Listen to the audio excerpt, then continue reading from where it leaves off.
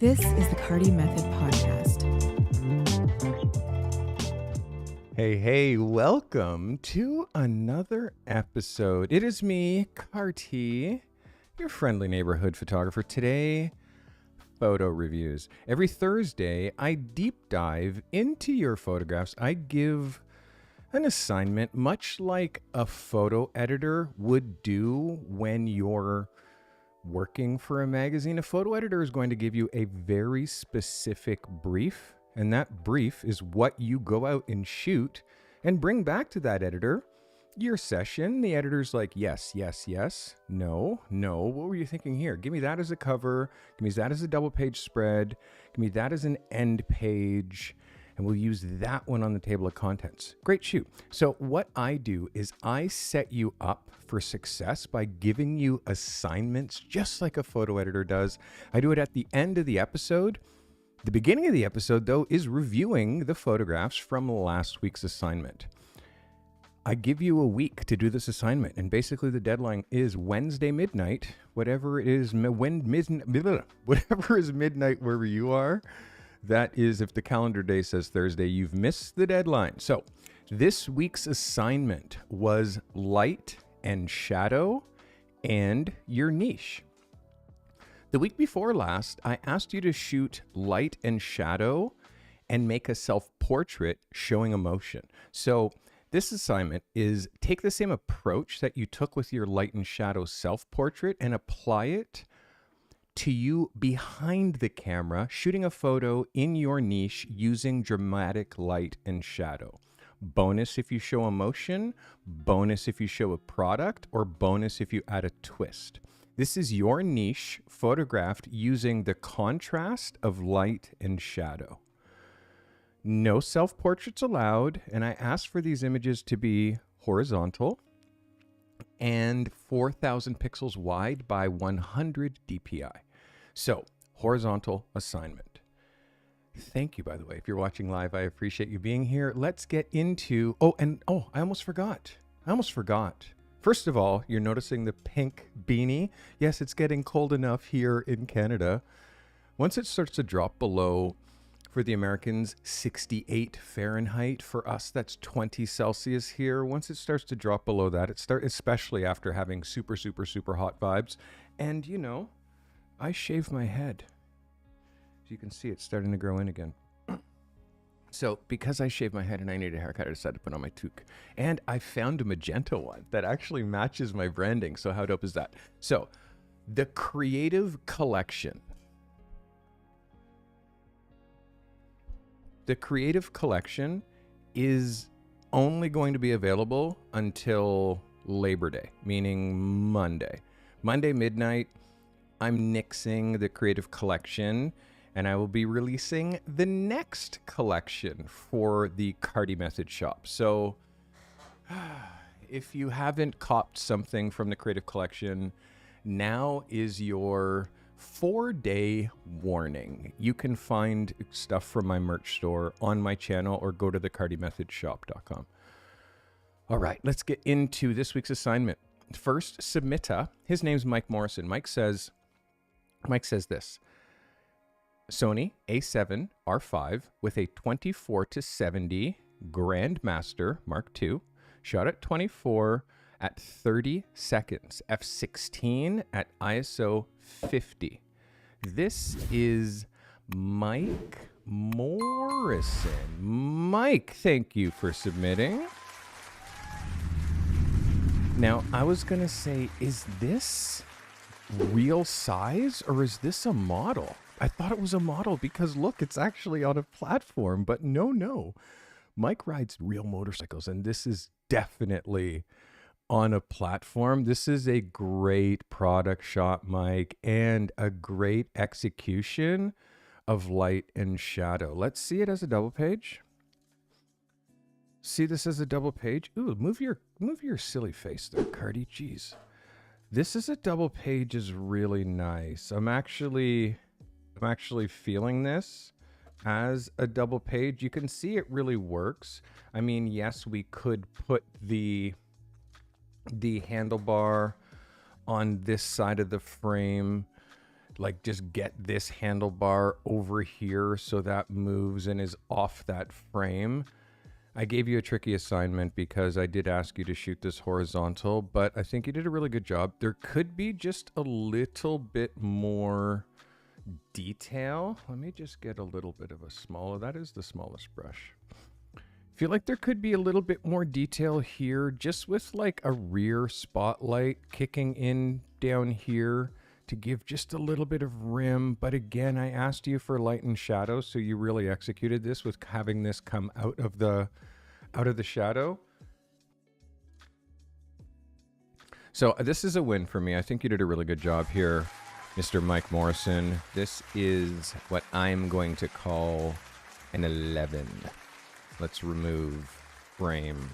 Well done. Well done. Well done. All right.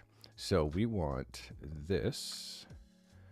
Let's see, where is my camera? Double page spread. We want that circle to be above there. There we go. Wow, layers. Well done, guy. Well done. All right. All right, that's Mike Morrison. And guys, I have a sick assignment for you. Apologize for, by the way, if you watched me last week, you saw that I was having an extreme, crazy amount of frame drops. I figured out why I was having some frame drops. And I did a crazy computer cleanup. And I also did something else where I opened too many Safari windows because I wanted to make it easier for myself after to find the photos of the week. So I just opened so many tabs, but now, smarter, not going to do that, because before when I didn't do that, I never had that issue. But now, don't open 35 Safari tabs when you're trying to stream live. It takes too much resources. All right, this is Michael Steinmetz. Michael says R8, 50 millimeter 1.8, shot at a 60th of a second at f14, ISO 100. This is Michael Steinmetz with light and shadow. Michael, thanks for submitting. Yeah, you're starting to get there, Mike. You're starting to get there as far as really understanding how to deliver the type of products that it is that you shoot, the type of work. Like Mike, we're creating a very unique niche because he shoots very specialty manufacturing and very specialty like equipment for contractors and such like this. So we're really tuning his niche. And I've been working with Mike for over 6 months right now, and he's really starting to show some signs of true understanding. This is good for me, Mike. I mean, does it show light and shadow? You really are executing just technically well done product photography here. It doesn't show light and shadow as well as it's just really good light and a really good execution. It's super sharp. Like your exposure is popping, like really right on. Your color rendition is really like poppy. You didn't hit light and shadow as much as far as like a dramatic vibe, but this is still a win for me because this goes directly in your portfolio. So this is a yes for me. Again, just watch that light and shadow idea, Mike, but this is a yes. This is a yes. Yes, yes, yes, yes, yes, yes, yes, yes, yes. Yes. All right. Yeah, so guys, we're off to a really good start. And yes, stream looking clean. Good. Yes. If you're one of my content people, make sure that the clip command is working. See what we doing with the clip command. Let me just take a moment to check my clips. And let me just do a little test. Mikey, you said you're going to do this in the future. Somebody who's watching, just use the clip command for me, just to give me, so I can see what is going on with my clip folder. Cynthia Lilly, positioned as the centerpiece of one Daytona on Victoria's Circle. Across from the Daytona International Speedway is the electrifying design of the Daytona Autograph Collection. I shot this at night first and then went back the next day to get another perspective, as the architecture and design of the building looks beautiful against any backdrop. Shot with the Sony A7R Mark II 50mm at f11, 1/250th of a second at ISO 100. This is the one they call Cynthia Lily. Let's go, Cynthia. Thanks for submitting.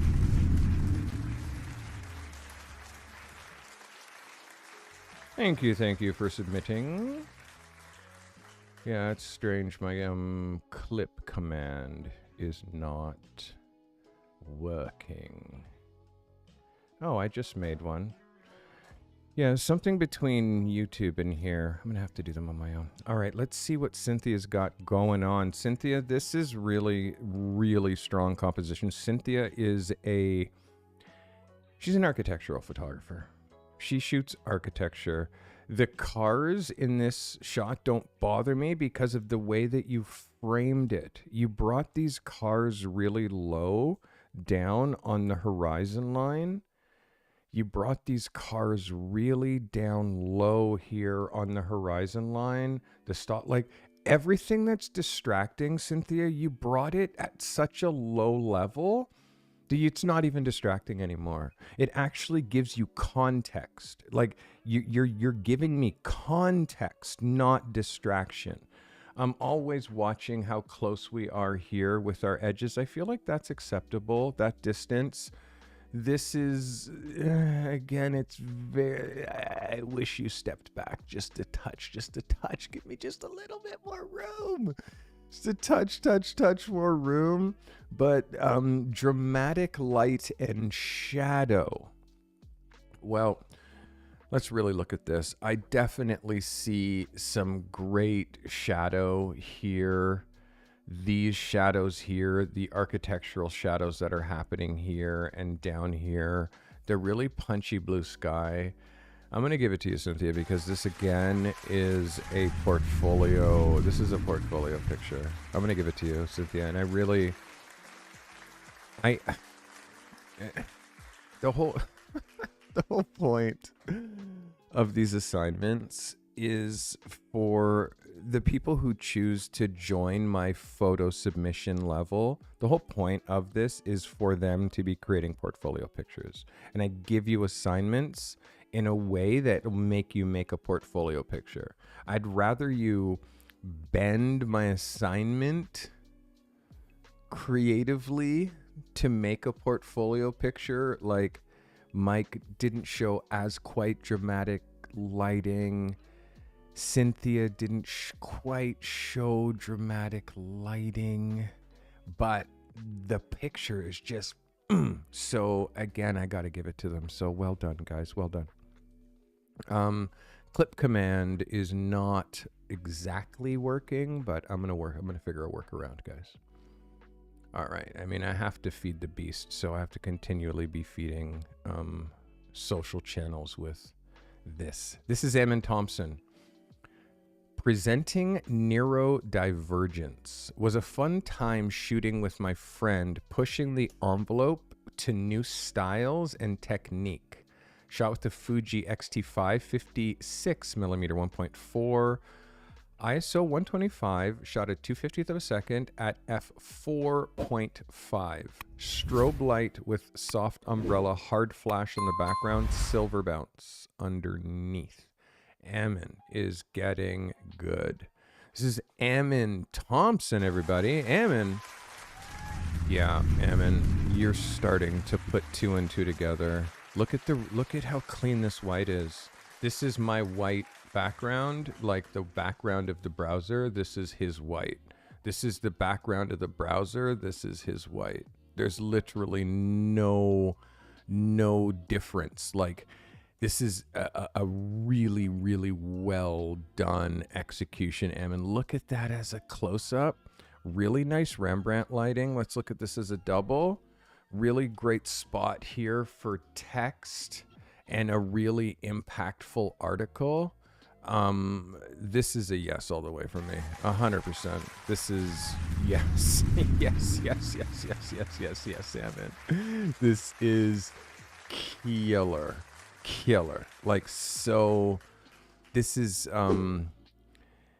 it's better than On the Nose, because On the Nose is kind of almost like too on the nose, but this is exactly the type of quality that, again, I'll say it really straight, Evan, like, you're proving to yourself that yes, you're an IT guy, and yes, you have this IT brain, you know what I mean?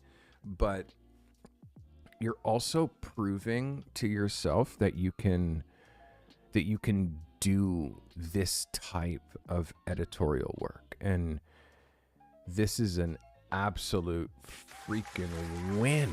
Holy moly. So well done. By the way,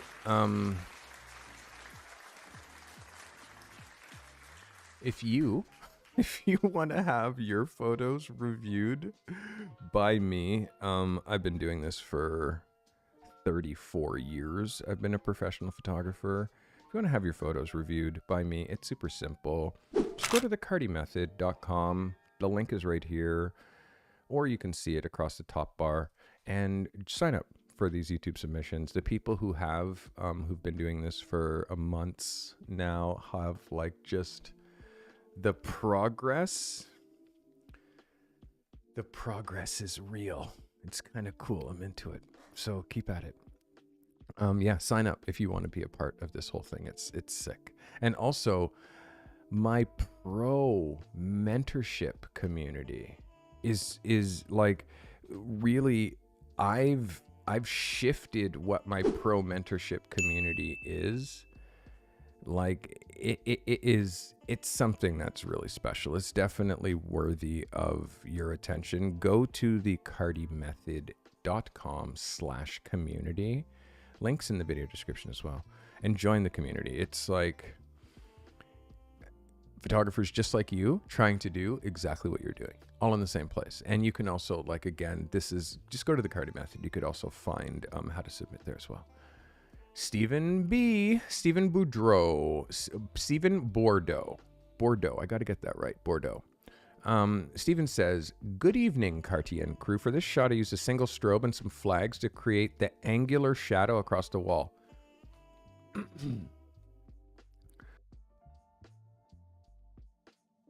No modifier on the strobe to help create darker and sharper shadows. I envision this type of image being used to tell a story about an artist starting in a dark place and looking to a brighter future.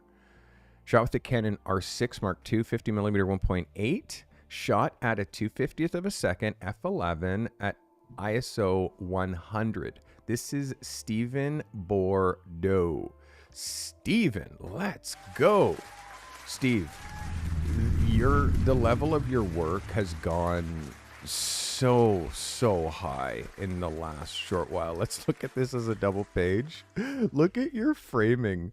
Like, this gives me such joy, because I'm somewhat responsible for your insanity. Like, this gives me joy, because I see you paying attention to details. I see this, I see this distance here. Good distance. I mean, I'm watching your foot distance, but that's okay. Good headspace.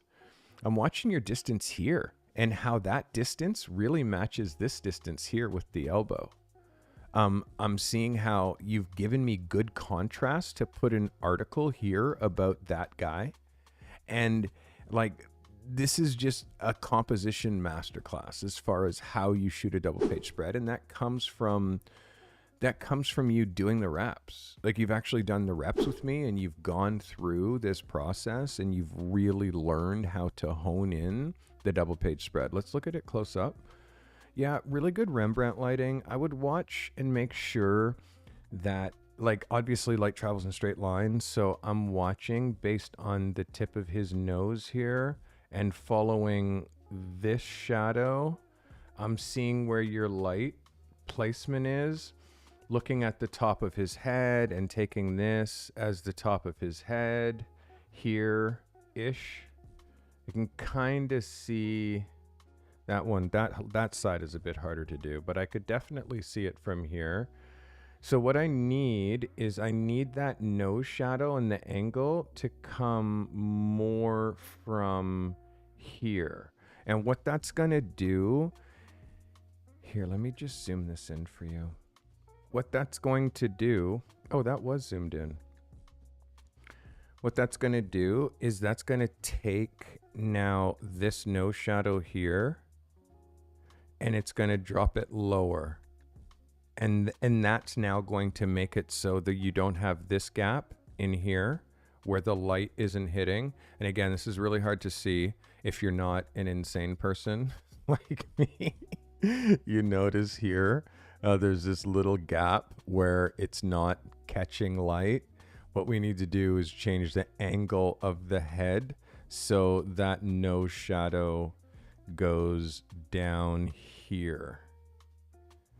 And how we do that is by bringing the light from that angle instead of having the light right now from that angle, which is just the light just going up just a little bit higher, probably, a foot.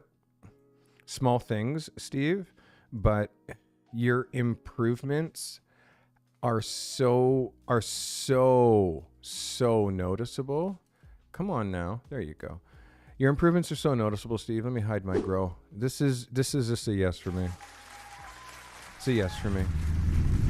This is a true understanding of light and shadow within your niche and executing. Like, this is just yes. Like, yes. Light, shadow within his niche.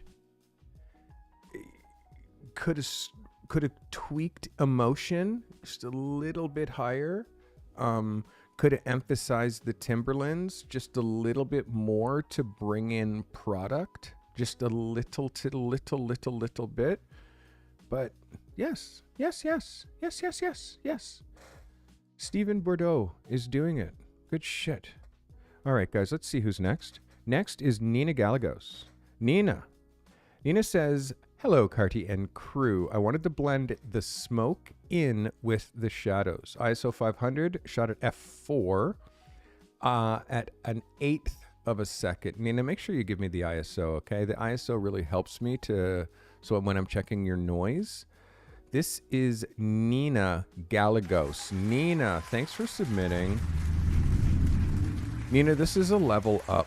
For sure. There's small things as far as how you're lighting your product, but this is a level up. Let's look at the composition. Your composition is really strong. I'm seeing your discipline that you're using right here, between here and here, like really good framing. As we get a little bit lower, you can see that there's a little bit of offset here and here. Although this is really quite centered as well. This is, again, small potatoes. The thing that I'm noticing more is the way that your highlights are getting hot here. And hey, D-Row, thanks for subscribing. I appreciate you. Welcome. And here, I'm seeing how your highlights are actually getting hot. And that happens because you're lighting with a small source. You're lighting just with your light stand here and your head here, or it's your umbrella here, and it's putting that hot spot. And I can tell it's not an umbrella. And the reason that I know it's not an umbrella is because I can see your hard shadow here, which means you're using unmodified light to give you a dark background here. But what that's doing is it's giving you these hot spots. What we have to do is do the same thing. I'm gonna draw it on this side because number one, my picture's there, and number two, I have more room. So your head, unmodified, is why we have these hot spots. Because a small source is going to give you these little bleeds that you see right here. That's what small sources do. So how we counter that is by flipping your head the other way. So now we flip your head this way and we shoot into a flat. So it is a piece of cardboard. It's called a flat. So you shape it like this. It's like this, blah, blah, blah, blah, blah, blah. And then you put your head and you light that way. And then this whole thing becomes a light source and pushes back. And then it gives you light around the whole edge, on the whole edge, on the whole edge, on the whole edge. Obviously, that's going to be on this side. Obviously, it's going to be here on this side. It's also going to counter and make this like a little bit softer, but this isn't important. Back here is not important. What's important is right here. And then also on the opposite side. So imagine on this side over here, you have here, I'm going to use my line tool. So I make really nice flats. So this is here, then this, then this, then this, then that, and then here, and then here's your three-dimensional flat, right? So you're lighting this with your head in this way. And then on this side, you just get a second one of these and you just use the back half of it as a bounce. And then now the light is bouncing back here and giving you a secondary highlight on that side. So you basically make a light sandwich. If you do the top view, this is your flat, you're lighting in that way. This is your products. And then on the other side, you have another flat that you can just use like this because you're trying to catch back that light. And you can also change the angle of this to back here like this. So it's going to now catch this light and kick in and just give you an edge without filling in too much and taking out too much of your shadow. I hope that brought you value. That is Nina Gallegos. Very close, Nina. I just want to see a little bit more separation up here. I just want to see more separation up here.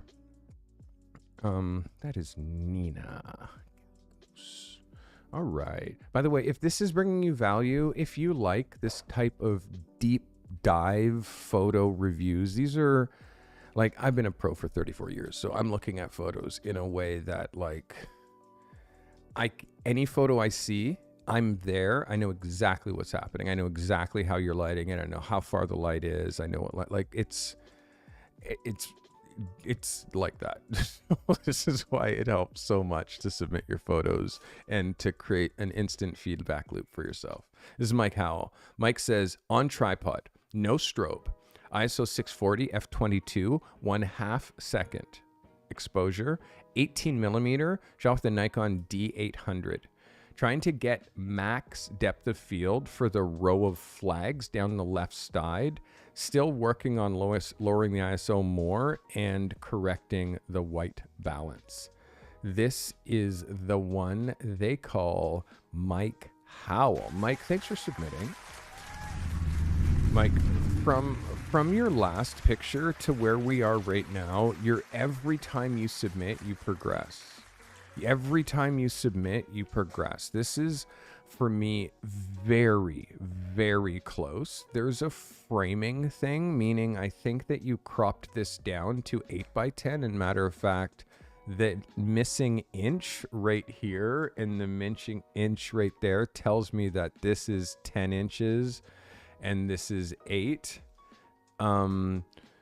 It's supposed to be 12. That's going to give me the extra inch right there. This is why it seems like it's a little bit off. Beyond that, Mike, this is your gutter line. And the scene actually revealed where you should put the gutter. The gutter needs to go right here. That is where the gutter needs to go. So how do you how do you shift yourself where the gutter that is currently here can be here? So you can have cars on this side and cars on that side and also show this VW logo. That's all about juxtaposition and where you're standing. How I believe that you do it is you move your feet that way. And that is going to give you a perspective that way, which means you can pull this gutter that way and you can still get that VW sign in the picture. So it's a small thing, Mike, but as far as light and shadow, you definitely nailed it. Where we missed is the framing and cropping down to 8x10. Every horizontal is always every horizontal, there's no cropping, because 2 pages in a magazine is exactly that 3x2 proportion that our camera gives us. So there's no cropping, and there's no such thing as a 10x8. There's definitely an 8x10, but a 10x8, it's for framing. Yes, you make a frame that's 10x8 and you do it that way, but our eyes are just really getting naturally used to seeing the 2x3 horizontal. 2 pages in a magazine is that. So small things with that, Mike, but I think on the next round, you'll be able to fix that. What really worked for me is the light and the shadow and the American flag, how tight this logo is, and these star points that are on all these shots, like super, super close, my guy. And then reshoot it and then give me back perfectly color balanced, perfectly exposed, get your ISO down a little bit, and then just expose it for longer. I hope that helps. All right, that's Mike Howell. All right, who's next? Samuel Sailing. Samuel says, Sailing, I think. Playful light show from the setting sun. WW2. Isn't it WWW? Haha, just kidding. World War II memorial in my hometown. Kids running around somewhere. 50 millimeter, 1.4 at 5.6 at a 2/50th of a second, ISO 500, using natural light and building reflections. This is Samuel Sailing. Samuel, thanks for submitting. Let's go. Let's check your focus. Focus is good, Samuel. And again, the light, the way that you chose to have your subject's face in shade. So you have perfect exposure, but yet just a little hint of highlight that's happening from the light that's coming in here. This is a yes for me. Let's look at it as a double page. As a double page, compositionally, it's strong. I mean, obviously, where you're cropping here, down here, just below her knee, you're doing that because you can't crop away that foot. I definitely understand that. The way that she's holding feels a little posy. Whenever we have like a knee up, especially when they're wearing a skirt, or jean shorts, it's a skirt, so it's not really ever flattering. I would just have the legs low, like just both the legs down. I would crop it mid thigh so you actually see that that's a skirt, and then I would have her not reaching this arm back. I would have her literally on her phone. And then looking kind of up at camera rather than trying to be posy, demure. Like, now what that does is that gives us a photo that's a believable photo as to a reason that she should be or would be leaning there, rather than us feeling like it's posed. Like, why does she have bare feet? That's the next question, is why does she have bare feet? We're outside. You know what I mean? So she would naturally, so if we hide this back, and then again, you have to match the place with the idea with the pose. And that's sort of like, there's 3 levels to the picture. It's the location, the subject, and then what they're doing. And if it's just a portrait, what they're doing can be as simple as just they're intensely looking at the camera, right? But especially when you're shooting females, when you let them go on their own ideas and pose, it gets like, it's like, and Vicky's saying bare feet are the best.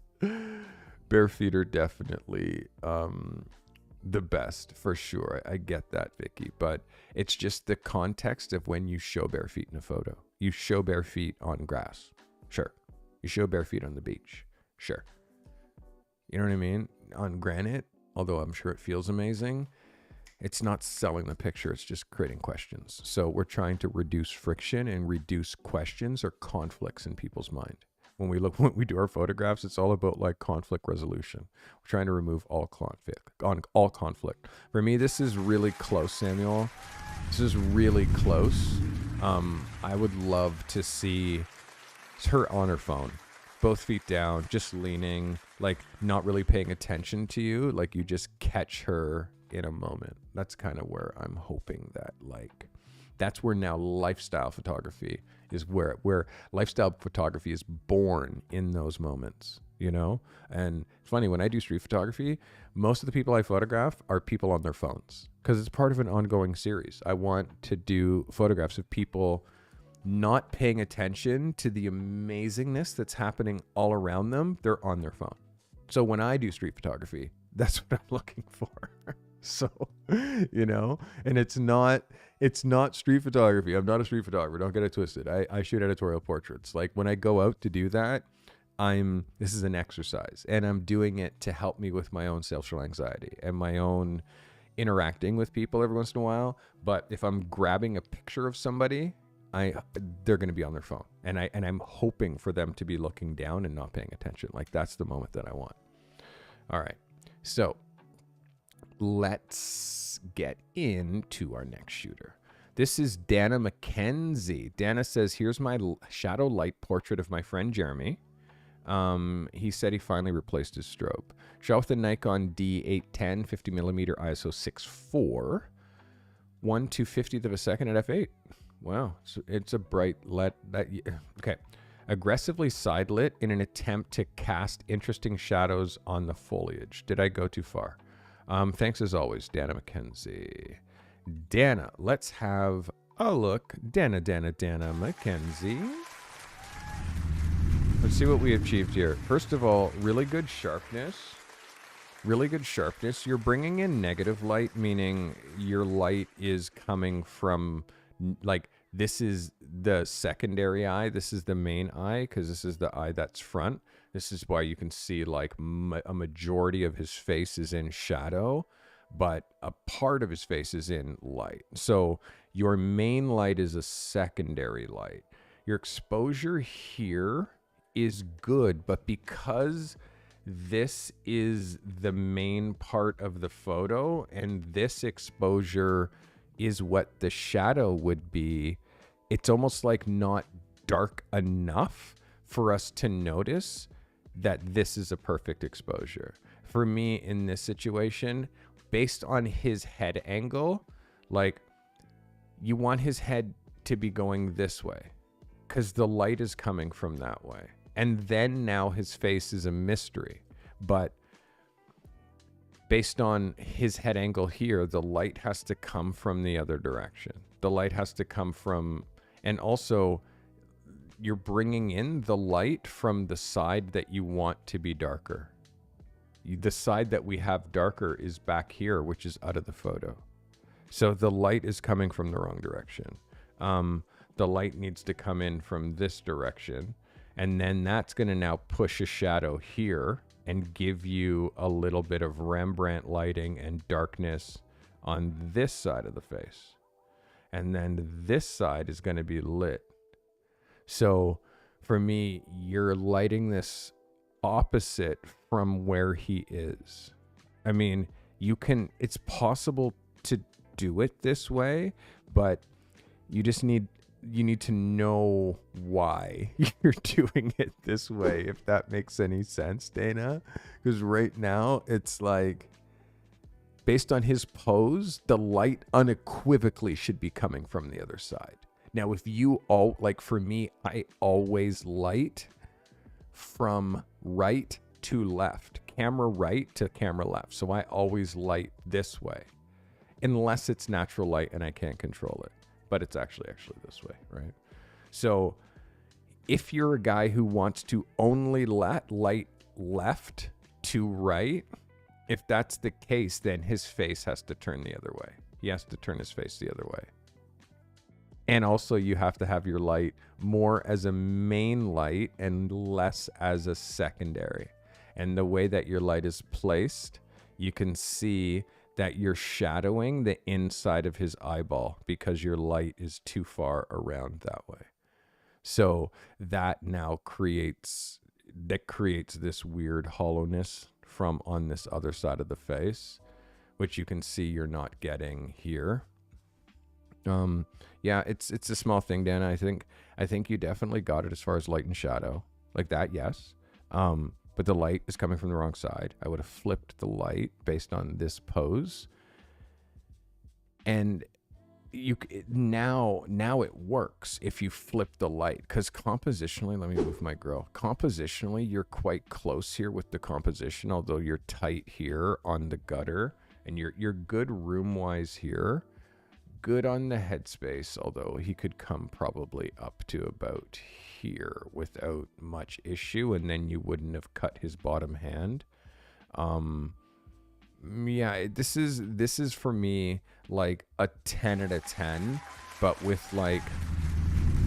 those tweaks, Dana, it could have been an 11. Like it's so close. But you see the way that I break it down. Like I'm so specific, and I try to give you the exact reason why I would do it. I try to point details as far as where the shadows are coming and when you're lighting this side of the face, what's happening on this side of the face and what's happening with the eyeball if you bring the light like too far around this way. Oftentimes when you're trying to do like half the face lit, the light doesn't have to be at like 90 degree. It needs to be at like 45-ish degree. And if you watch any of my lighting like workshops that are in my making pictures playlist, like I have one called 2 Flattering Ways to Light with One Light. So yeah, something like that. It's from last summer, but yeah, it's a good one, and you'll learn like exactly how I place the light. All right, that is Dana McKenzie. Let's get into our next shooter. This is Joe Franklin. Joe says S5 Mark II at on a Lumix at 28-70 at 28 millimeter, f11, 1/80th of a second, ISO 125. This is Joe Franklin. Joe Franklin, thanks for submitting. So Joe, you're in my accelerator. I'm really learning a little bit more about you and what it is that you shoot. This is technically framing wise very, very close to like a working architecture picture. You're seeing now that you can see me drop the gutter in, how the door comes too close to the gutter, and there's a lot of space here that I would love to see filled with this moving further this way. It's like, well, then we're going to cut out the flagpole. It's like, well, commit to cutting out the flagpole or rotate yourself that way so you're getting this off of the gutter and also like placed more here.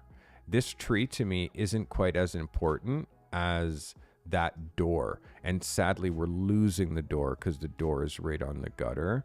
And looking at how technically sharp this is, the f-stop that you shot at in order to get like really good corner to corner sharpness, but you can see that there is like, if this structure is our most important thing, like if this building is our most important thing, it's like, why are we trying to include this back here, this tree? You know, like to me, it's come around this way and see how you can get in there. And yes, this flagpole is going to be in your frame somehow, but this is all part and parcel as to if you're trying to be an architectural photographer, like your juxtaposition, where you stand, what lens you use, what time of day that you shoot, are all the things that separate you from the next photographer. So you really need to work through the process anytime that you're making any kind of architectural photography. You need to move around. You need to see it with different lenses. You need to stand straight on and see the building like like you move to 50%. So you're seeing, you got half the building on either side of you and you're right in the middle, and see what that looks like. When you're hitting buildings on the edges, that really messes up your lines and stuff like that. So it's a process. Rarely are you just going to grab a shot. It's going to be like, you really do need to shoot through the process. So, you are telling me, Steinmetz, are you telling me that Mike Lilly did this?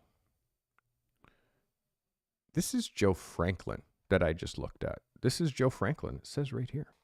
Right here. Look. Joe Franklin. Right here. All right. So that is very, very close, Joe. I hope those tips helped you.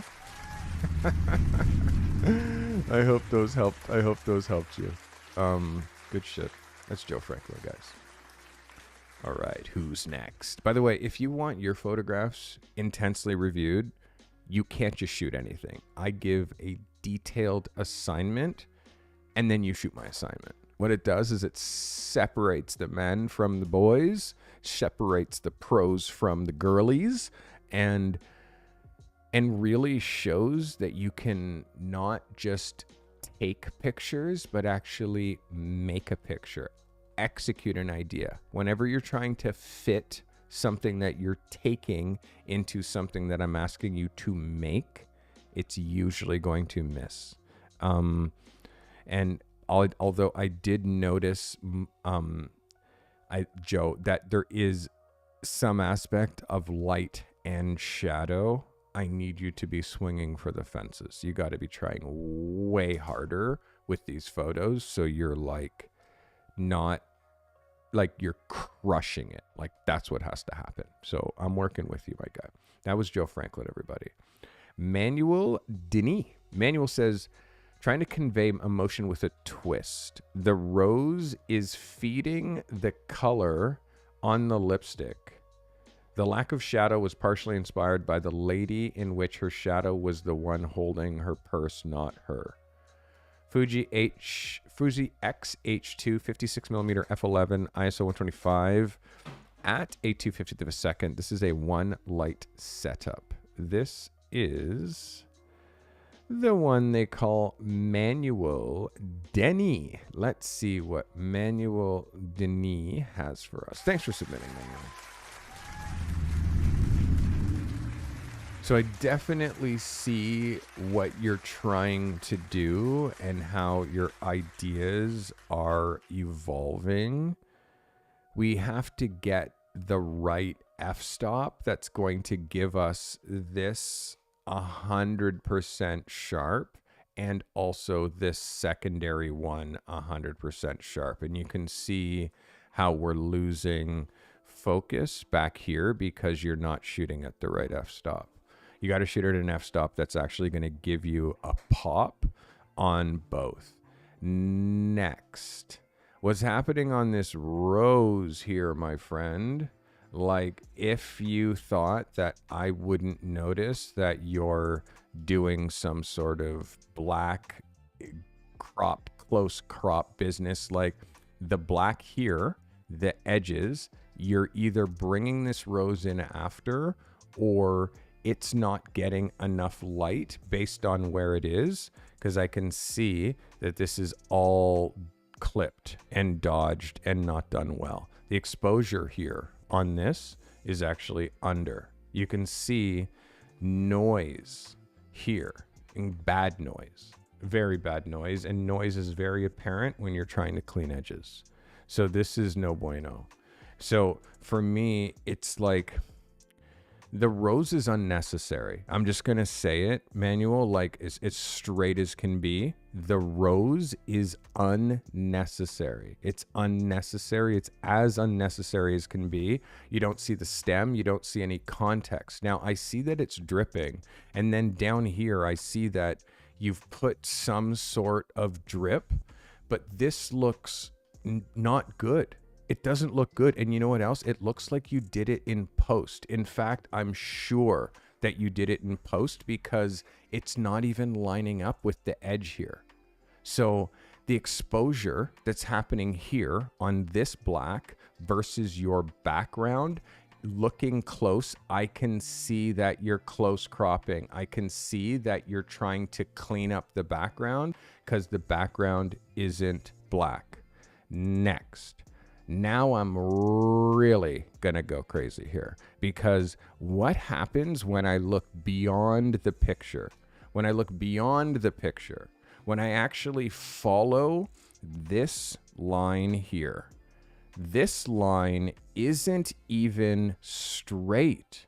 When I follow this line here, your Bristol board, your foam core is warped. And I can see it because it's before my very eyes. Next, what is happening back here? It's like you fixed your foam core with a chainsaw, my guy. Like these edges, you're shooting high resolution cameras. If you think that you're going to be able to have a jagged edge like this in your photos and it is not going to be seen.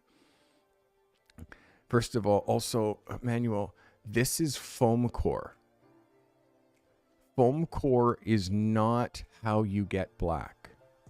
Foam core is not how you get black. You get black using velveteen. You get black using other techniques. So there's many things that are wrong with this photo. It just, to me, and especially because you're leading my eye this way with these shadows.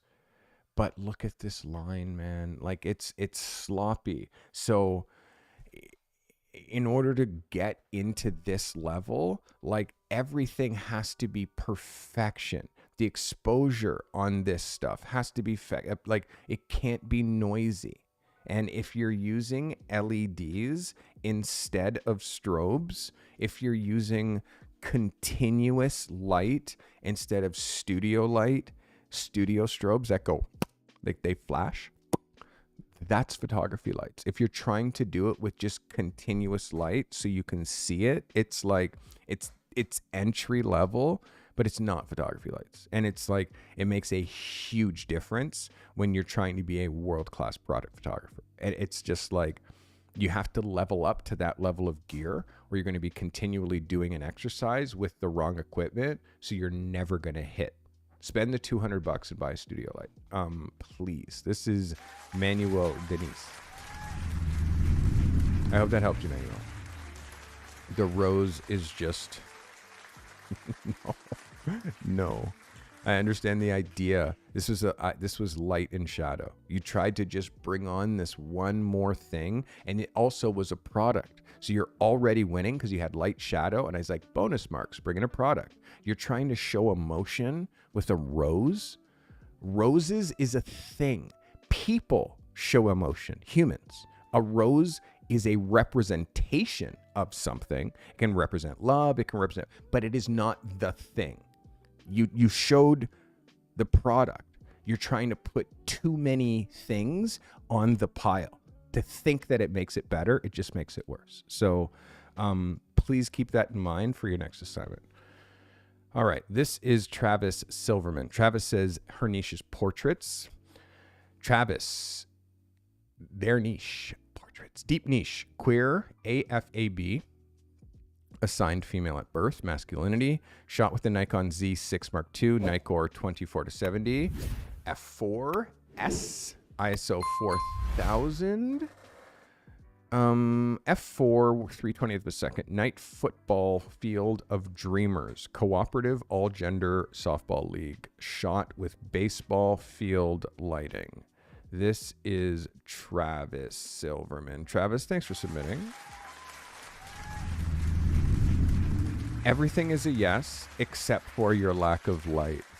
Like that's where, because I know I haven't even clicked this photo yet, but I know if you had a studio strobe and you mixed the exposure on the studio strobe to be low enough that it wouldn't overpower the ambient light, this would have been next level. But because you didn't use studio strobe, now it just falls apart when we open it and look at it close. It falls apart. It looks noisy because you had to push your ISO so high because you're using stadium lights, which are lights for us to see for photography, which totally are completely different things. Yes, you can get an exposure in this situation, but getting something that's polished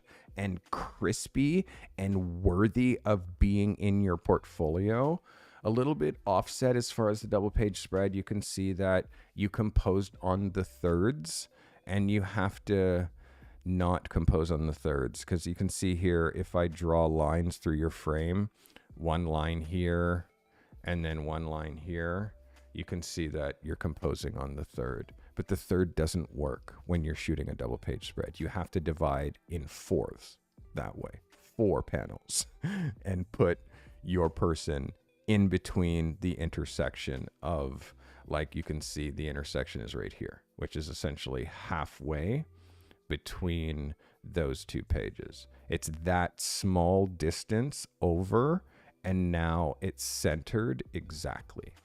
So composition wise, small thing, move that over. And if you're going to do a night portrait, you can't do a night portrait thinking that you're going to do it natural light and it's going to be good enough, strong enough to create the kind of impact in your portfolio that is going to get you further work. If you had a studio strobe that ran on a battery, like they cost $200, you just buy one, you have it, you bring the light, and at the end of the thing, you pop your light up, take a light meter reading, and you shoot, and it's like you're in the studio, but you're outside. I literally just bought one, and it is right there in that box.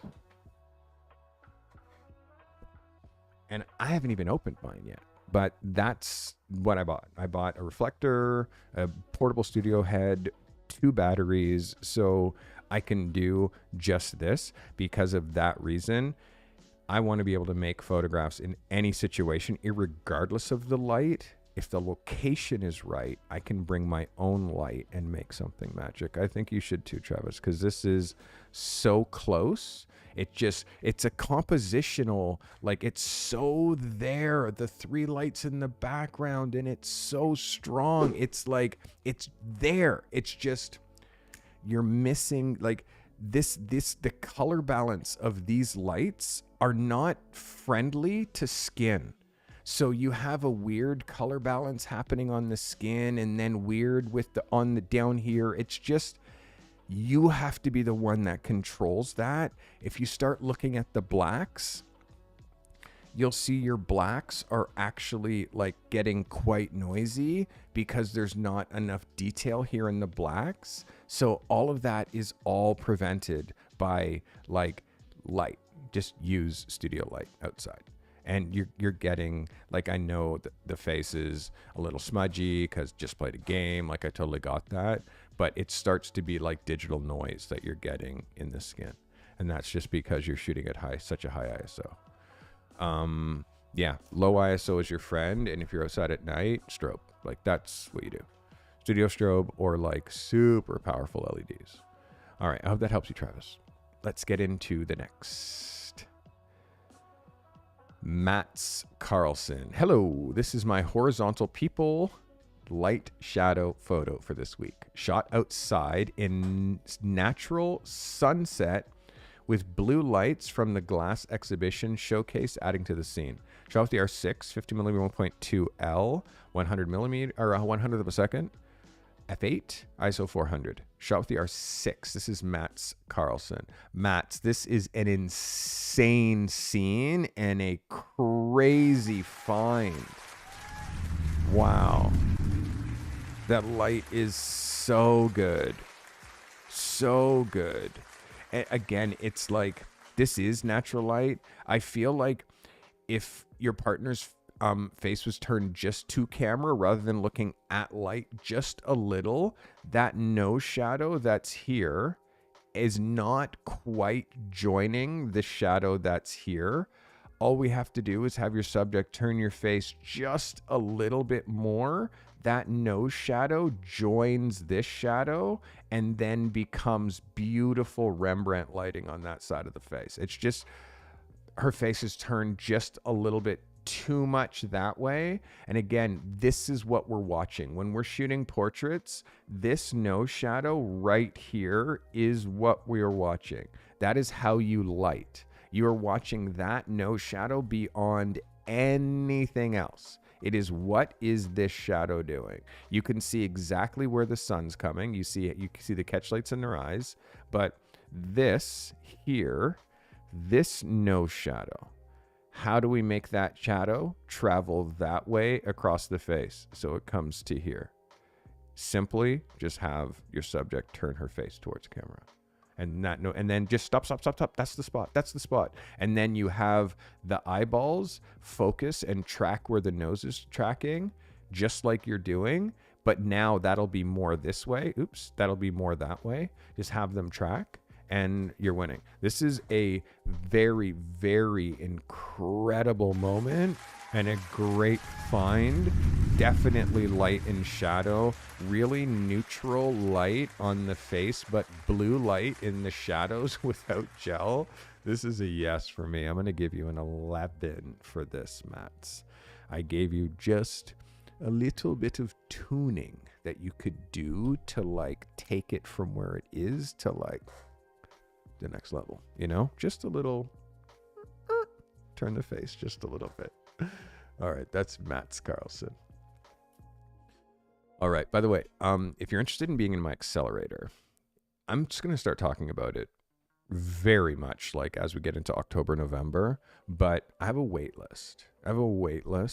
And people who are on my wait list get to find out about other things that might happen before my accelerator starts. So Mats is on my wait list. Make sure, go to thecartymethod.com/accelerator and put yourself on the wait list.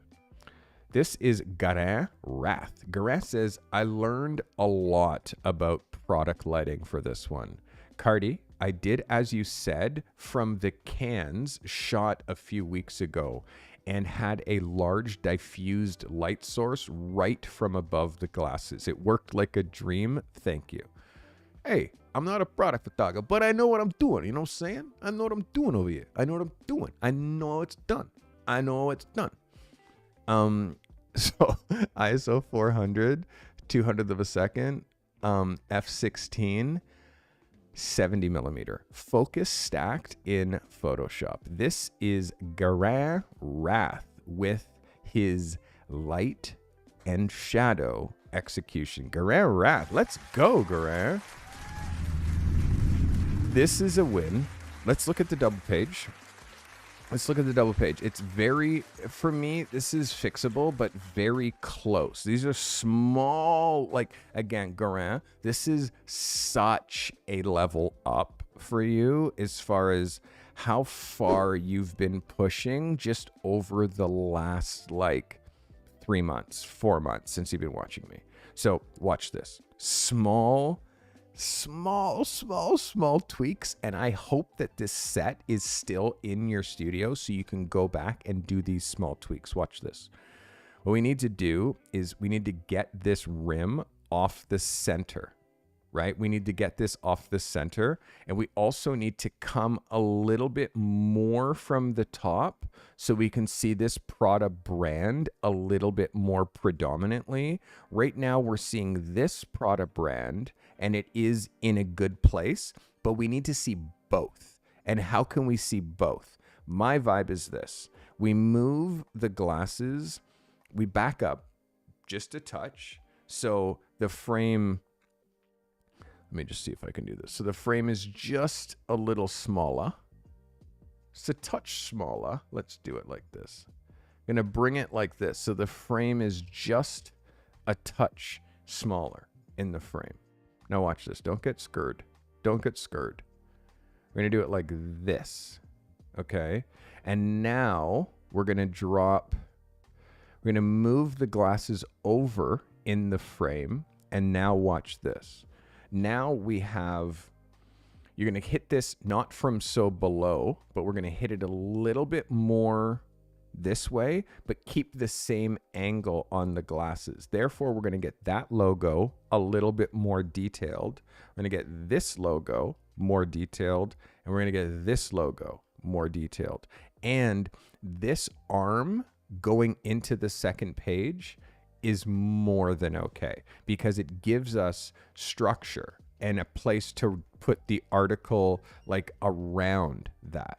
Like again, this is so close, so close. Your camera position is just a touch low, but Garin, just all you're gonna do is just go back to this set, literally go back, right back to this set, go right exactly to where it is because you haven't broken it down yet, and just reshoot this. Just reshoot it. Just like, don't even change the twist on the glasses. Just bring the camera higher.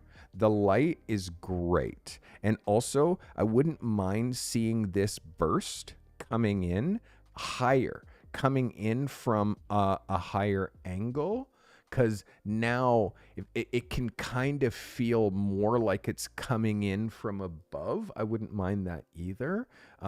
This is like a technical, again, and it shows you how far and the level of photographers that watch me, right? Like it shows you, like it's insane. And Garin is so talented. We can still make this better. And Garin, this proves to me that you're going to be a world-class product photographer. World-class. Yeah, this is bordering on technically perfect. I want you to watch these edges. Obviously, we're seeing just a little bit of bleed in here in your post-production.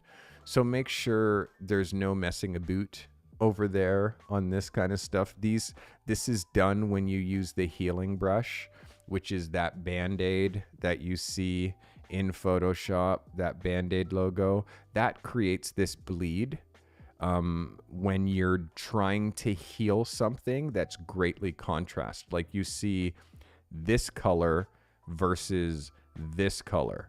If you're trying to heal something here, it often does one of these bleed explosions, which is why I suggest using the clone tool to do that. It's a much cleaner way to like get through that and not really damage your file. I hope that brought you value. This is Garin. And also you can see it here too. Garin, sorry, I have to give a second because Mr. XX, gifted, Mr. XX, gifted a membership. Thank you, Mr. XX. You are a king among men. And you see, I've conjured the smoke. I appreciate you, my guy. If you want to see that smoke machine go again, gift me a sub, donate me a nickel, or gift some memberships to somebody. That'll make me happy. Small things here, Garin. I see that bleed also. Oops. I see that bleed also in here. A little bit in here. I see a little focus thing happening in here where like the noise is disappearing, which is all just cleanup that you're doing. The more that you do this, the better that you get at post, the more difficult it's going to be to see your post. Yeah, and a smoke machine would have been killer for this. Like, is that smoke in the background on this, Gura? But yeah, that's a win for me. This is very, very, very, very close to an 11. In fact, it is an 11. It's absolutely an 11. It's absolutely 11. What I was doing is just telling you how to make it a 12. All I was doing is just teaching how to make it a 12, Gura. Well done. All right. Well done. Well done. Well done. Well done. All right. So, question. Yeah, this is very weird for me. Why that's not happening. I think it might be on my end. It might be on my end, like as far as why these clips aren't working, but that was Gura Wrath. All the way from South Africa. Well done. Let's see who's next. Mike Lilly. Mike Lilly says, "Hey, Carty. Hey, crew. This week's assignment brings us to Halifax Landing Luxury Condos, located on the Halifax River in Port Orange, Florida. Shot on the Sony A7 Mark III, Rokinon 35mm 1.4 at 5 seconds at ISO 160. Thank you always for your continued indulgence." This is Mike Lilly. Let's go, Mike Lilly. Thanks for submitting. Wow, what a building. What a building. What a perspective. This is crazy. I'm trying to think if you did correction or if this building actually sits like that. Let's have a look at this double page. Mike, the discipline in this frame is pretty magic. Like really strong discipline. You know, I'm watching small things like your distance here versus your distance up here. This distance here and here, I want you to make sure that you're not getting too claustrophobic. This starburst is gorgeous. You notice how we're a little bit offset from the top of this roof and how that lines up with the rest of your beautiful centering. So this means like, I don't know if you're not able to get into that spot, which would have given you a little bit more of a straight on angle. That's quite possible. But again, light and shadow in your niche, making a portfolio picture. Yeah, for sure. The things I want you to watch for are very minor. If you had been able to come around this way, it would have balanced this and this, and it would have balanced this and the center of the frame. So where you stand is all very important, and please watch the lens corrections that you're doing if you are doing lens corrections on these buildings, because you're not trying to make it look like the building is like falling like that way. Like it's kind of important to make sure that it doesn't look like the building is literally falling in on itself. So make sure you watch that. Yeah, that's to me like the thing that's most important, Mike. That's Mike Lilly. Let's go, Mike Lilly. Oh, sorry. I should just do this. It's easier. Well done, Mike. Next, Justin Mitchell. Let's go. This is what I'm talking about. Justin Mitchell. By the way, did I tell you my hoodies? I'm about to pull them from the merch store. You're not going to be able to get the creative hoodie until the next time I bring the creative collection back. Last warning on...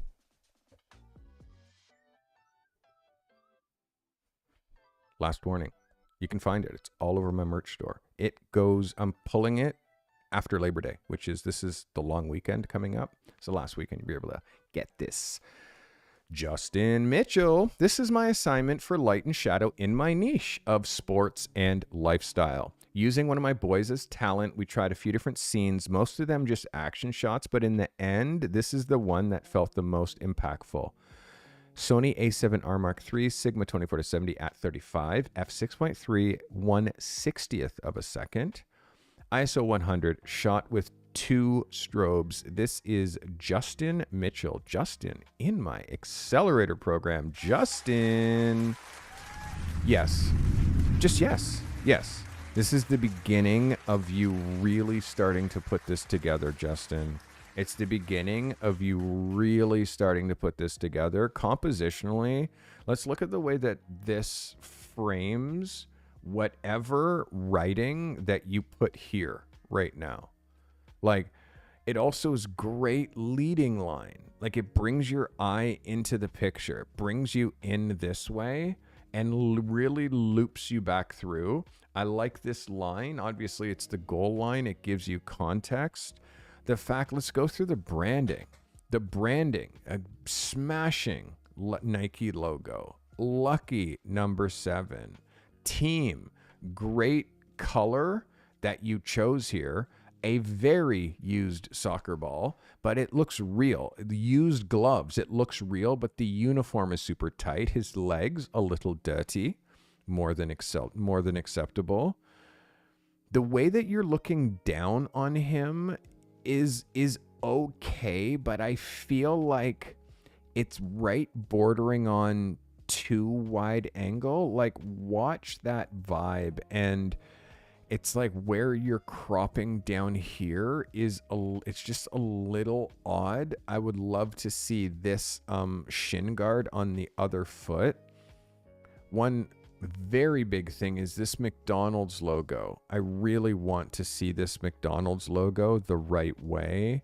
Like, just flip this so it goes like this, because now it's an ad for McDonald's soccer. And you have McDonald's brand, you got the Nike brand, you have the team brand, and it just makes it way more official. This is an 11 out of 10 though for me. As far as the light, the drama, the fact that you did this artificially, like if you look at this light, it looks as natural as can be. So this is Justin using artificial light to achieve natural light outside. And this is why this photo is so special. It's Justin, you went beyond, and this is a yes for me. This is an 11 out of 10. 100%. Duh, obviously. Odd.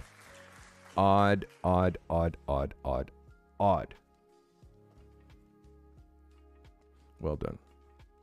Well done.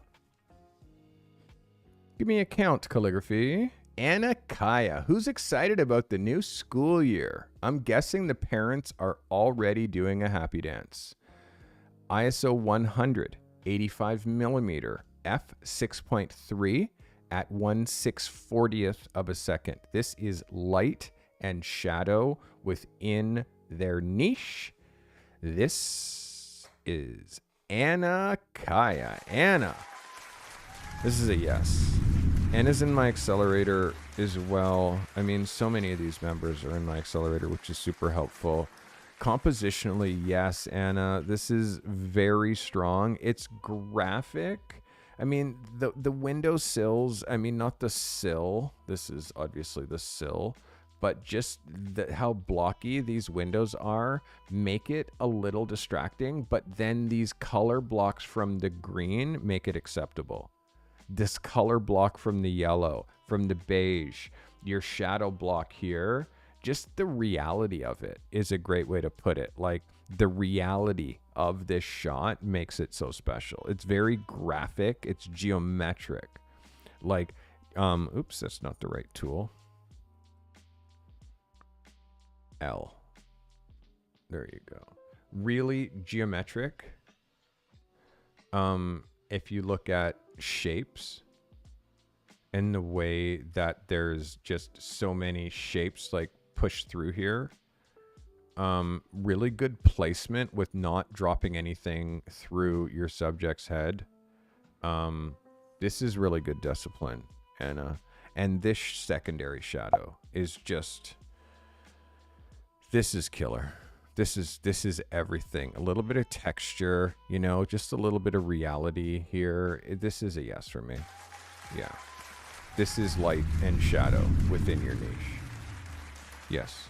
and the movement that, like, look at how perfect this step is. Like, this is textbook how to shoot a person walking.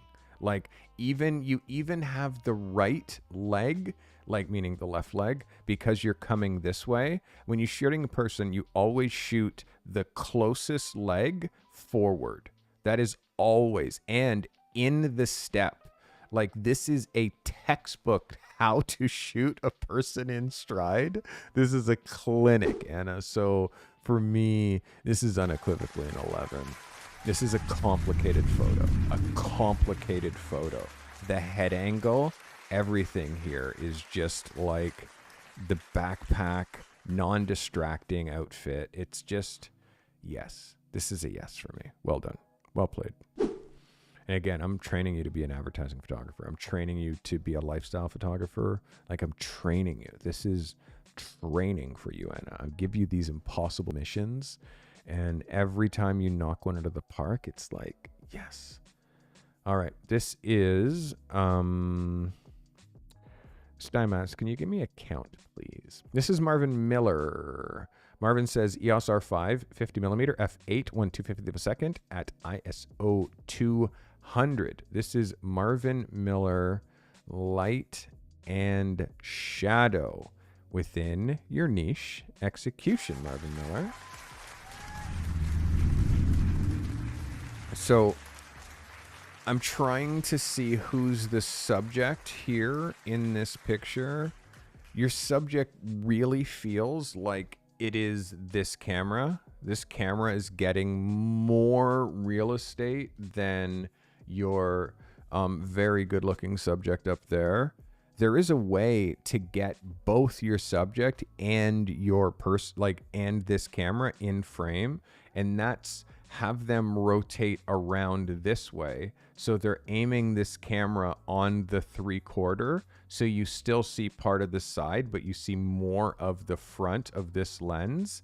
And guess what? It means that now this shotgun is not going to be messing with the gutter, and that logo is not going to be dead on the gutter because it's going to be aiming towards frame. And we're going to see more of this handsome face.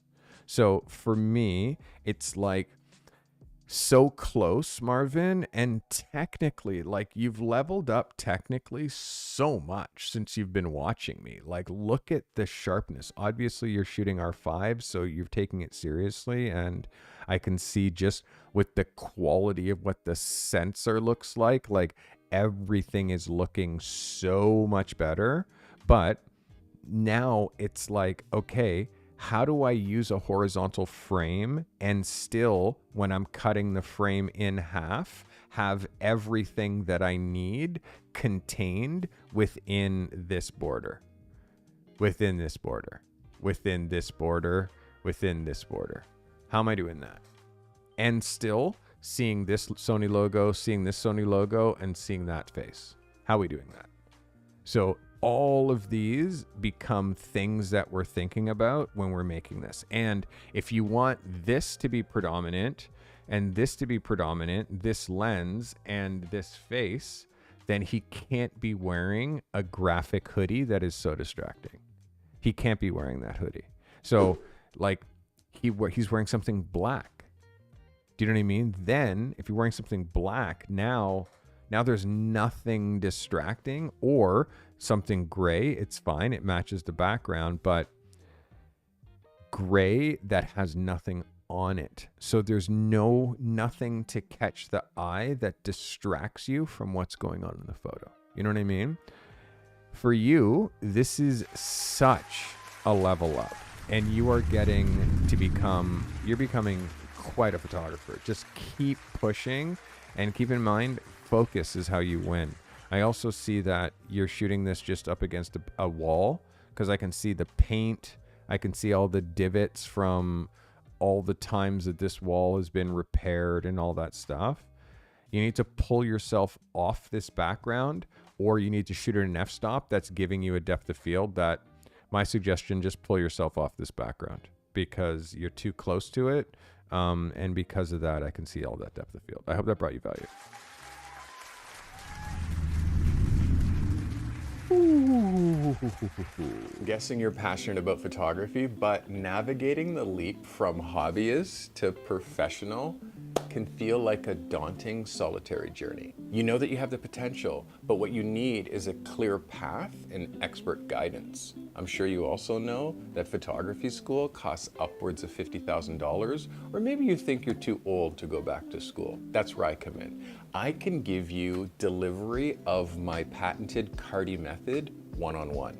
It's not just any mentorship, it's a personalized deep dive into a proven 6-phase system that I've developed over my 33-year career. Together, we'll walk through each phase of the Carty method, tailored specifically to your needs and your pace. Whether it's mastering the art of composition, or understanding the business side of photography, or even developing your unique style, I'll be there to guide you every step of the way. You can take the first step towards realizing your dream of becoming a professional photographer very simply. Enroll in the Carty Method one-on-one mentorship today. With personalized guidance and actionable steps at every session, you're not just learning, you're actually transforming. My time is limited. There's only 24 hours in a day, so I can only take on 8 shooters this way. So apply now to secure your spot and start your journey to becoming a professional photographer. Hey, welcome back. I've changed and took my hoodie off. It's now back there. All right, smiling faces. You guys having a good time, by the way? Are you learning something? You feeling it? Let's get into Taylor Valentine. Taylor says, I am shooting with the Nikon Z6 Mark II, Nikon 24-70 at f4 at 24 millimeters, f5, 500th of a second, ISO 200. This is Taylor Valentine. Let's get it on, Taylor. All right. Beautiful scene. Beautiful scene. Let's see your composition. Taylor, this is so close. You're another one that is composing on the thirds. And again, I want to show you that you're composing on the thirds because I can see that this is your marker on a third. Here is your next third right here. Oops, I moved. That's kind of a strong, that's a strong line, right? Here's your next third is right here.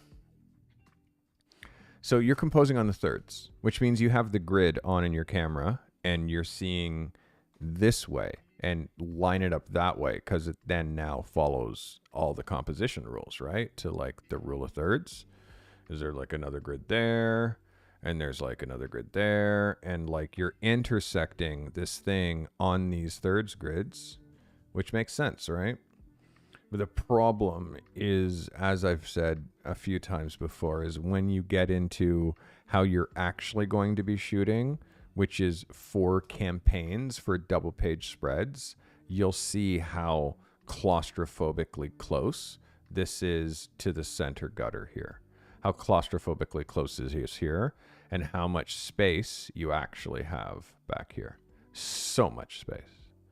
And it now you can see that it feels like it's really hugging that center line and you're begging it to move over. Every single time you shoot, you have to cut your frame in half and then put your subject, when you're shooting horizontal, on 1/2 of one side of the page. All this rolling hills and all this stuff is very great and the very dramatic sky. But this is our product, and this is the thing that we have to feature. So how are we featuring this to make it really pop?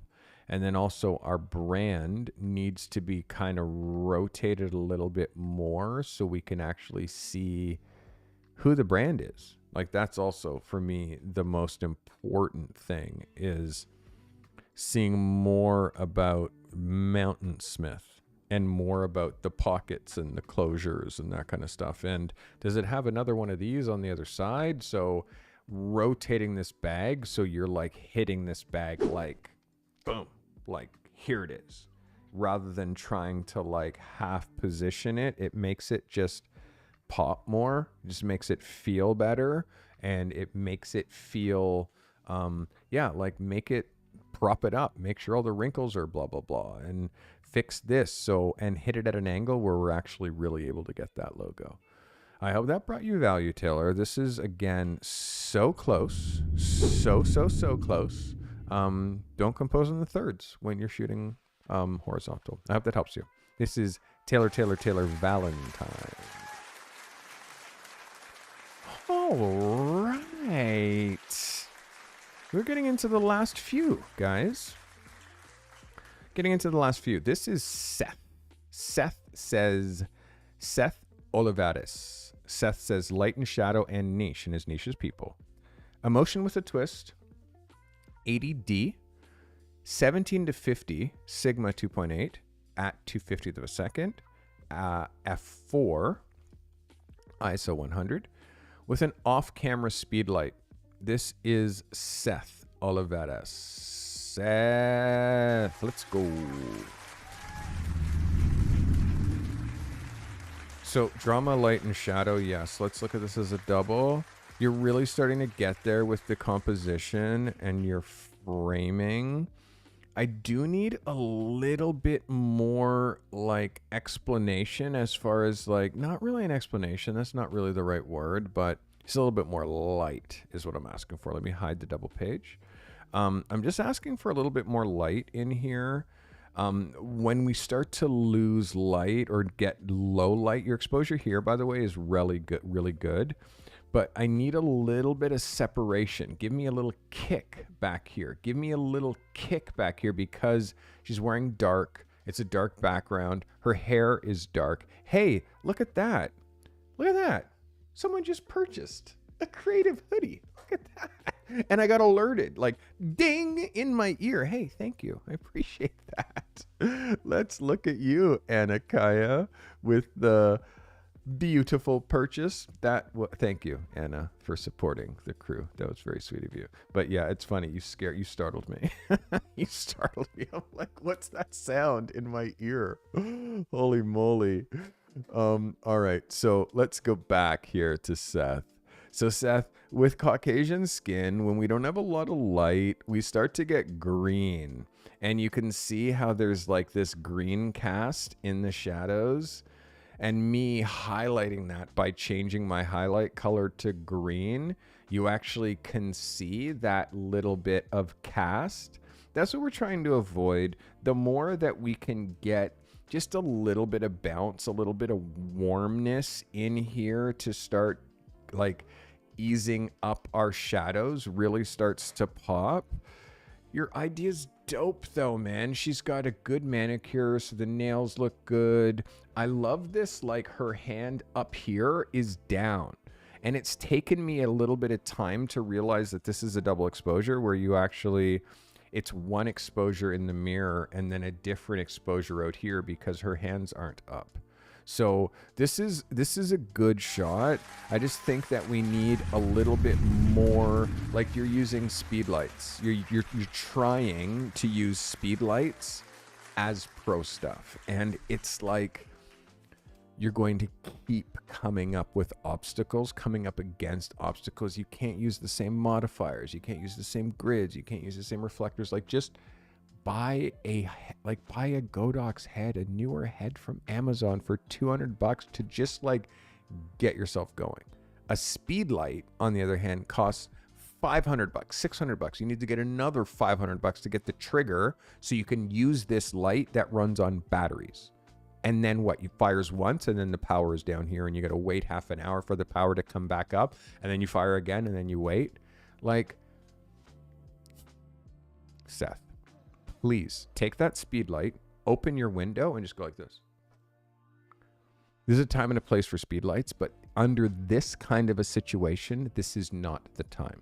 This is requiring lighting, and lighting is definitely necessary for executing the type and level of photography that you're capable of and you're going to be doing in the future. I hope that brought you value. All right, Seth. Progressing. He's getting so much better, this guy, every freaking week. Every week. It's just like you're also dealing with a hard coach. You know what I mean? So you're getting there. Andy Phillips. Andy Phillips is next. Hear the note in every song. I learned more about lighting in this round. It has me researching more on how to control and use natural light, creative for future projects. Niche is product photography.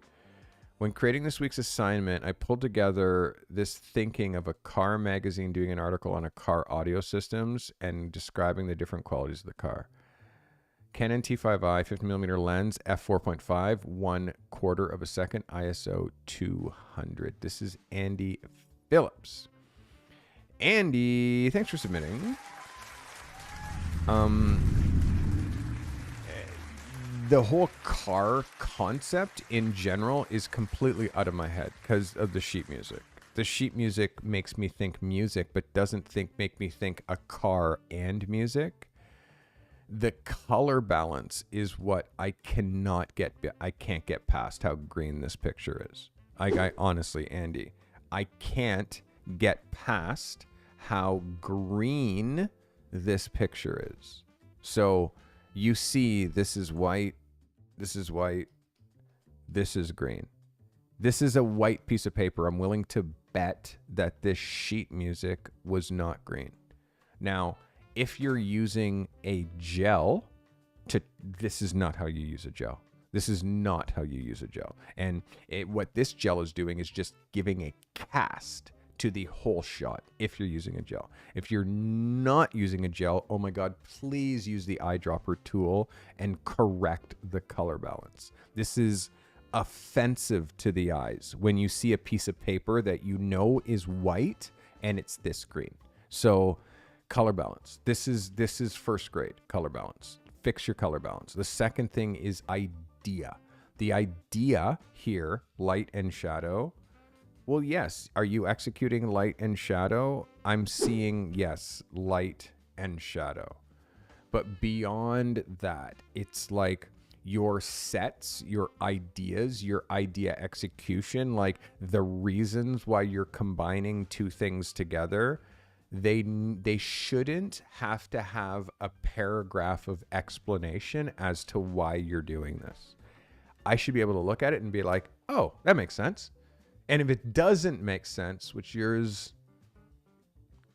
it doesn't make, well, then that's where the explanation comes from.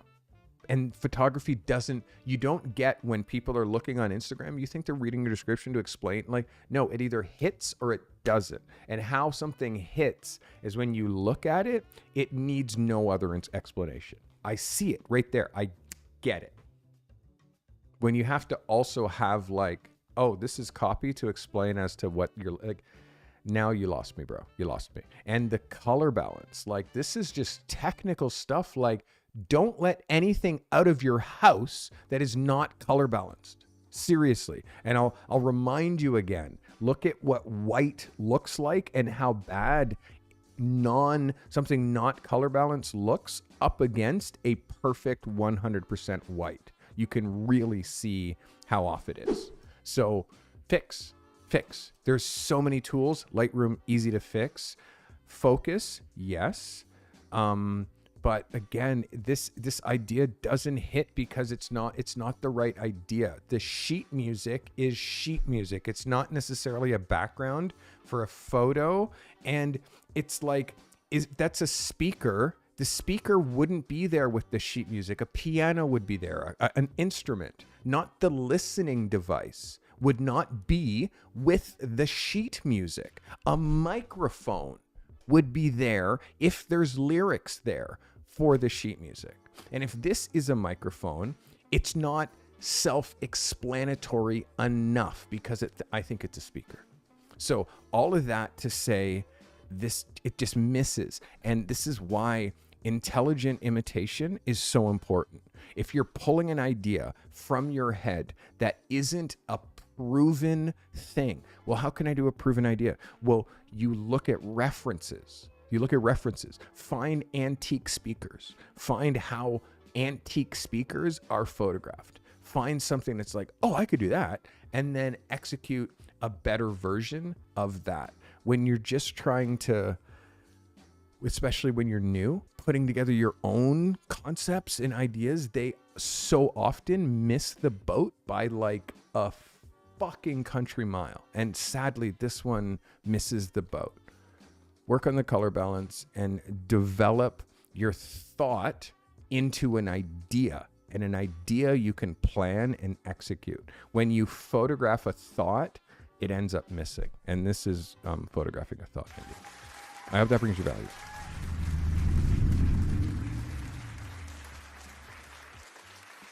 All right. This week's assignment is going to help you. I promise you. We are getting into our last photo. And David gave me light, shadow, niche, all of this stuff, but there's no photo. So David, I can't look at your photo. And my brother submitted after the fact, so he missed the deadline. Rob Wilson Jr., also known as Alpha Monk, 100 millimeter ISO 100, 250th of a second, f9.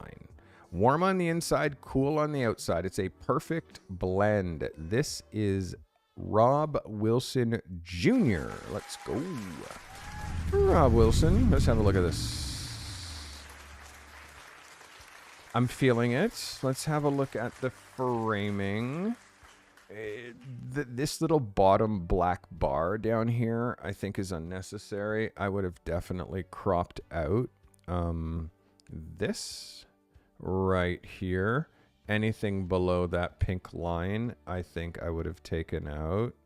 And also, if we now look at this line here and draw a line like that, is that 100% straight, or does that look like it's lowering itself to you? Looks like it's lowering itself to me. So horizon line is not as exactly straight as it needs to be. I can tell because I can see in here is not, in here is not an exact 90-degree angle. And is same as in here. Let's look at your reflector. The reflector on this side is good. I'm actually okay with this. I'm not sure exactly about this, Rob, and the necessity. Obviously, this is spiced rum, and this is kind of the hues that are in there. The glass, the whiskey in the glass being a little bit behind. Like, this is so close for me, Rob. So close. The way, please take that highlight away. There you go. The way that we have highlight, take that arrow away for me, please. The way that we have, like, highlight here and here, but darkness in this little section here, I think that we can fix that just with the reflector in the front, just by popping a reflector in the front to kick back just a little bit of that light in here, because obviously that's looking just a touch dark in there. The glass back here is excellent. The starbursts, I'm undecided about loving that just color wise. I think this needs to be brown or black. I feel like the blue, there's nothing that pulls blue like off of this. So although it's a complementary color, it doesn't accent this. Yellow and blue are complementary, but the blue doesn't make the bottle look rich and woody and like expensive. The blue and this burst kind of makes this look not 5-star. It makes it look 2-star. So we're like, everything, yes, reshoot the background and make the background dark with those bursts, or black with no bursts. That's my 2 cents. I mean, so close, Rob Wilson, so close. I'm giving you the love. I'm giving you an 11. I just disagree with some of the color combinations. I hope that brought you value. Rob Wilson Jr. All right. Rob Wilson, thank you for submitting, by the way. All right. So this was our last photographer. So what I'm going to do is choose my photos of the week. You guys can talk amongst yourselves. You can talk amongst yourselves. This isn't going to take me that long for our photos of the week, because less people submitted this week, which makes it and only because I had glitchy bad frame drops last week because I did something crazy, which is open too many photos. I had just too many tabs open. I don't know what I was thinking. But I do have some strong photo of the week winners this week, so I'm excited about getting into them. By the way, guys, you can join my mentorship community simply by going to the Carty Method. You'll see community up on the top there, or you can just go to thecartymethod.com/community. You can join there. All right. Ooh, there's another photo of the week. Does it stress you guys when I'm in this phase, when I'm just picking the photo of the weeks? It shouldn't stress you. I mean, I don't want it to be stressful. But I want it to be like, anticipation, kind of getting in there. So this is the best examples of your portfolio niche, while also I missed one. How did I miss one, Mike? How did I miss one? Mike says I missed one. How did I miss one? Tell me who I missed, Mike. David. There's no photo in here. Guys, look.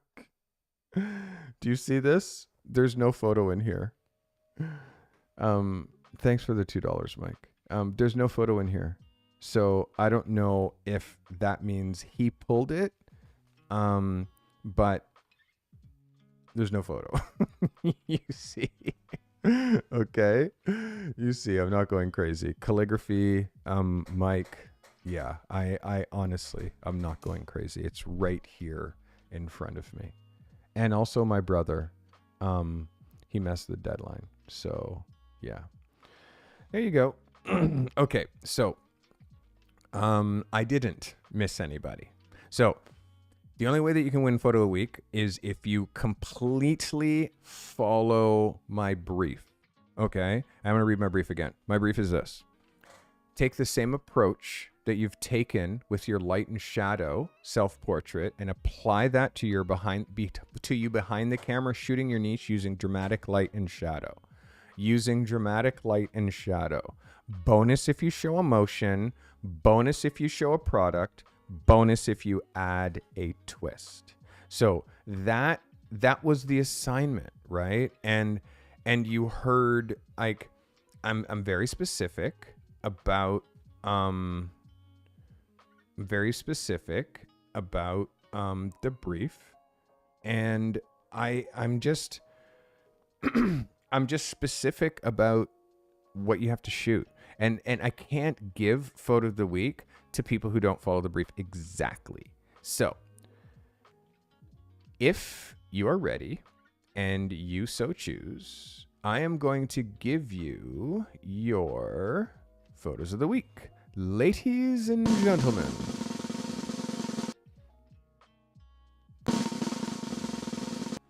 your first photo of the week winner is...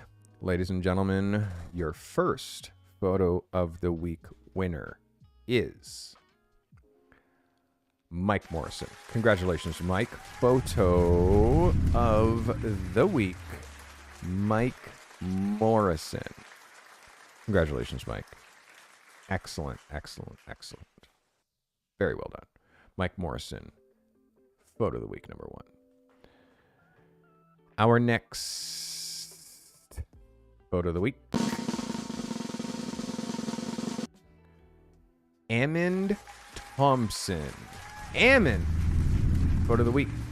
Carty approved. Killer. Killer. Killer. Well done, Hammond. Proud of you, buddy. Our next photo of the week winner goes to Stephen Bourdeau. Stephen Bourdeau! Photo of the week. Killer. Well done. Photo of the week. Congratulations, Stephen. Our next photo of the week winner goes to Anna Kaya. Let's go, Anna Kaya. Congratulations, Anna. Photo of the week. Dramatic light, shadow, and emotion. Anna Kaya. Congratulations, Anna.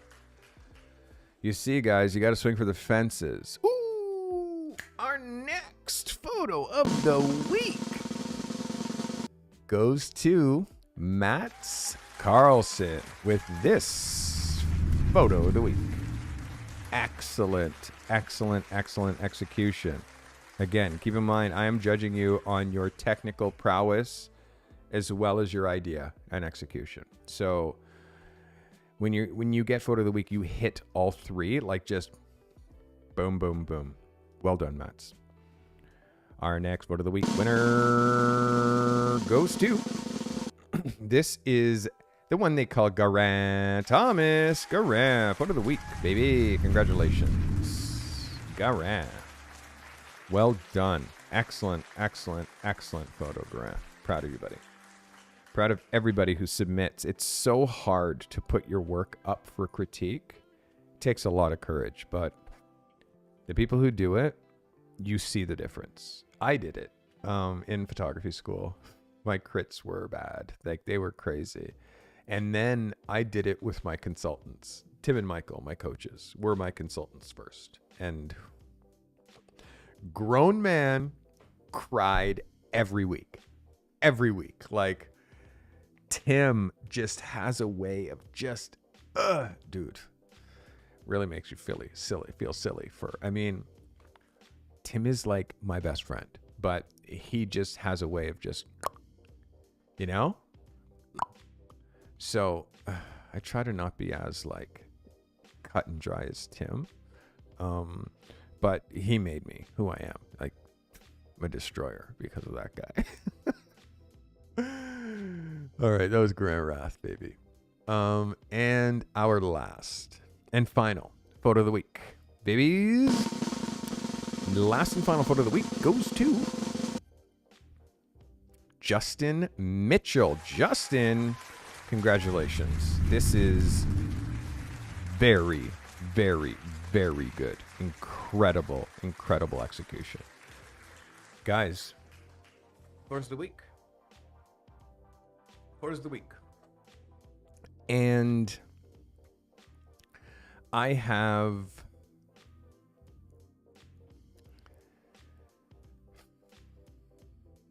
gotta make this best in show a lot harder. I really gotta make it a lot harder. Seriously.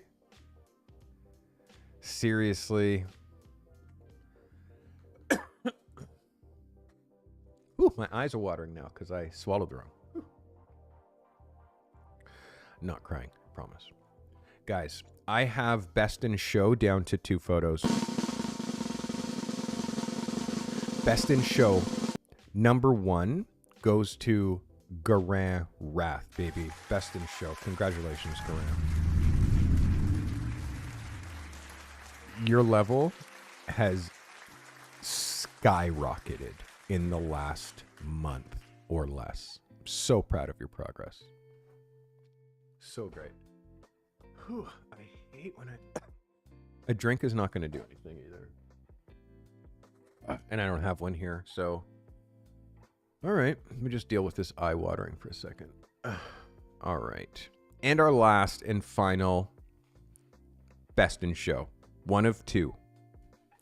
Best in show. And you know what? You got to win photo of the week in order to win best in show. So that means Justin Mitchell. Best in show, Justin. Congratulations. Really a level up for you. I'm so proud of your progress. Justin's in my accelerator. This guy, this New Zealand guy is feeling the vibes that the Carty method is bringing him. And it's like, you can see he's turning it out. So good for you, Justin. Congratulations. Everybody who submitted today, give yourselves a round of applause. Thank you for submitting. It means everything, you guys participating in this incredible program. Would you like this week's assignment? Would you like this week's assignment? I think you probably want this week's assignment. Let's get into this week's assignment. This week's assignment is simple. I would like you to do something a little different. I always talk about tradition, timeless, classic, traditional photography. I am asking you to move outside of your comfort zone and give me a unique perspective. Capture a unique perspective in your niche, experimenting with unique angles or viewpoints.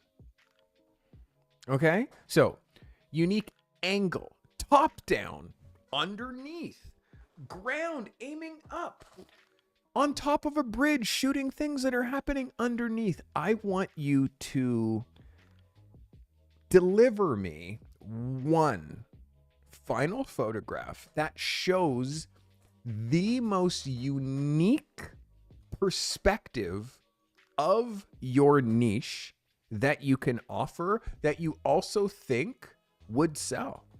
Like, if it's not flattering, if you're aiming up someone's nostrils, that's not flattering. But you can create a unique perspective, a top down on somebody, crazy long shadows happening beside. Like, give me a unique perspective of a subject that falls within your niche. I am going to ask for a horizontal picture because horizontals you seem to have some hard times with. So I'm going to ask for another horizontal picture. The masters will be able to make this picture so you could crop out a perfect vertical, and that could be a magazine cover. But you could open this to a double page, and it's a wrap cover. So the back of the picture is that half, and then, on Instagram where you see a picture and then you swipe it and you see the other half of the picture, that's what I'm asking. Like, do a horizontal that looks like it's one half of a whole picture. Like, that's the vibe. And give me a unique perspective. Show me something new. Show me a perspective. I mean, it's incredibly difficult for you to give me a perspective that I've never seen before, that you've never seen before, but you can bring a new angle, a new perspective to your niche. And I want you to interpret it any way that you like, okay? Interpret it any way you like.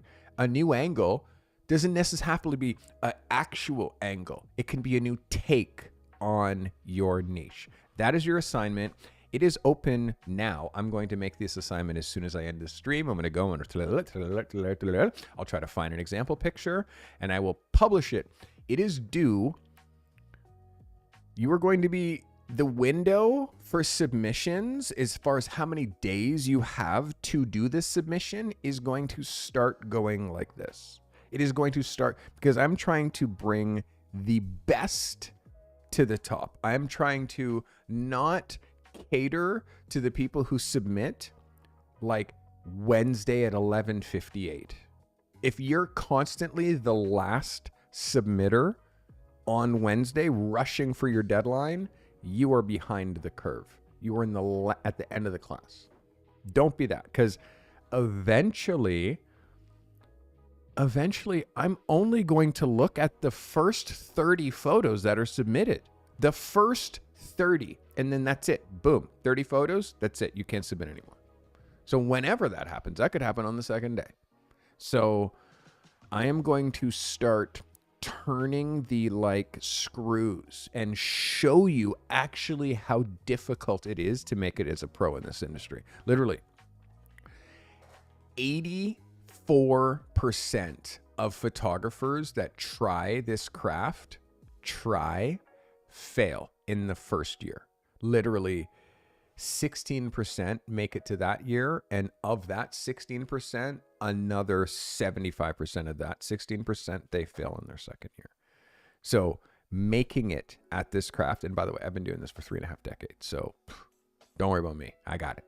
So it's about you, and I'm trying to help you get to the next level. That's your assignment. Those are the photo week winners. Those are your best in show winners. You have your task. I've been Carty. I do this. I'm passionately trying to help the next generation of creative pros, illustrators, graphic designers, obviously photographers, because that's what I am, is photographer. But anybody can apply what I'm teaching you right now if you're in the creative industry, and this will work. Hey, guess what? New outro.